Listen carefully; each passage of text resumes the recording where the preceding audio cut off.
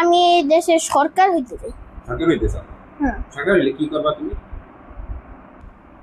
আমি যদি সরকার হইতাম তাইলে যে ভিক্ষা করে সে চাইতো একটা ল্যাম্বরগিনি। তাই? হ্যাঁ। আর আমি তাদেরকে একটা নির্দিষ্ট শহর বানিয়ে দিতাম। তাই? তারপরে এইভাবে পুরো শহরটা পরিষ্কার করতাম। মানে এটা দেখে মনে হবে না যে এটা বাংলাদেশ, মনে হবে যে বিদেশ। তাই? শুধু ওই শহরটা বিদেশের মতো করে ফেলবো।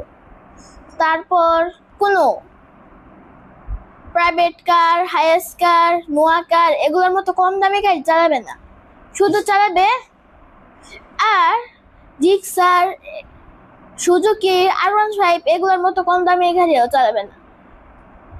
যারা বাইক চালাবে তারা চালাবে কাওয়া নিনজা স্টুয়ার, কাওয়াসাকি।